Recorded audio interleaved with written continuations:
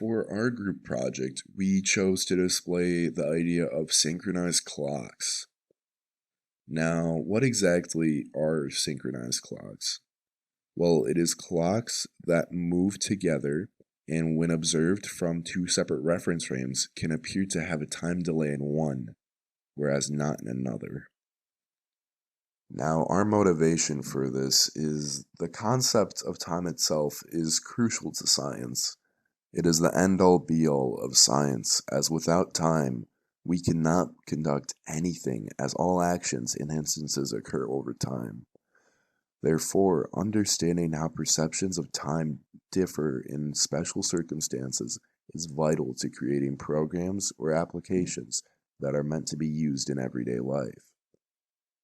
That is why the topic of synchronized clocks is so important. Many things in science and technology would fail if the readings of time became inaccurate, like in GPS devices or scientific experiments.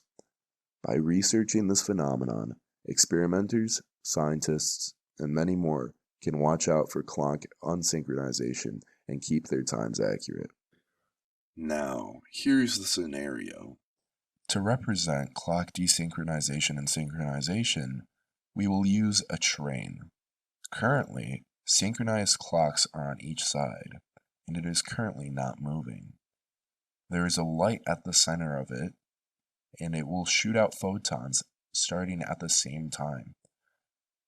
This is to prove how the clocks are synchronized, as should they be synchronized, the photons should hit the clocks at the same time, and therefore they should both read the same number as the photons hit them.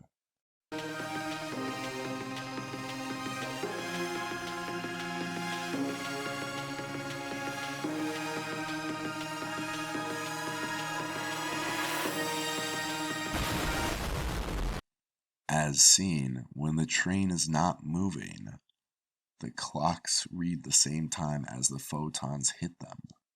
Therefore, one can say that the clocks are currently synchronized when viewing the train from a stationary reference frame. Now, to explain this is typically what we expect as we view a stationary setup. Clocks equidistant from an observer, when not moving, will have light reach them in the same amount of time. Therefore, no time delay occurs on the readings of the clocks, and the clocks are effectively synchronized. Going on, what happens if the frame itself starts moving? Well, this would be done through the movement of the train, as the movement of the train is the movement of our reference frame since we are the ones viewing it. Further, if the reference frame begins moving, then clock synchronization may go out of whack, if you will.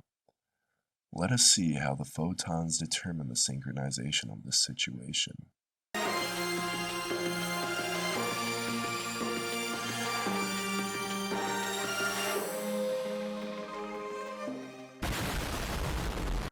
As can be seen, when the photons hit the clocks, it is not at the same time. Therefore, visible time delay occurs. This means that the clocks are desynchronized. Now, the explanation becomes more complicated as the clocks read different times, even though in the situation, the photons were emitted at the same time. The reason behind this, though, is actually rather simple. Because the train is moving when the photons are emitted, the distance that the photons have to travel to reach the clocks ends up changing ever so slightly. Now, photons do move at the speed of light, but even so, a change in distance, no matter how small, will result in a change of time to travel that distance, even at light speed. Therefore, when the train moves, the distance from the photons to the clock shifts, and hence the time for photons to reach the clocks also shift. To better explain clock desynchronization, I have constructed a diagram here. To demystify it, T0 means the moment the photons were released, or where time equals 0 seconds. TR is the time when a photon reaches the rear clock, and TF is the time when a photon reaches the front clock. Now, as it can be seen, the train moves from when the photons were initially released. Therefore, the distance a photon has to travel to reach the rear clock is decreased by precisely the distance the train travels and the time for it to take to reach that clock. This is D1. Now, as for the front clock, it is increased by the distance the train travels and the time it takes to reach that clock. This is D2. To clarify, the reason the clocks are desynchronized is because the distance light had to travel to reach them is not the same for both clocks. Now, as for calculating all the numbers regarding this situation, this can be done with relatively few and simple equations. The first equation is TF minus TR equals V times uppercase D over C squared. To explain this, we have already addressed TF and TR, but let it be said that by subtracting them in this way, it effectively is the time delay. Further, V is simply the velocity of the train, and C is simply the speed of light. D we will come back to further elaborate on. Now, uppercase D equals the speed of light, C, times TF plus C times TR. With this equation, we can describe uppercase D as the spatial separation of where a photon reaches the rear clock and where a photon reaches the front clock. Moreover, this distance ends up being greater than the train itself due to the fact that the train is moving and thus allows the photons to strike the clocks at a greater distance away from each other than just the length of the train.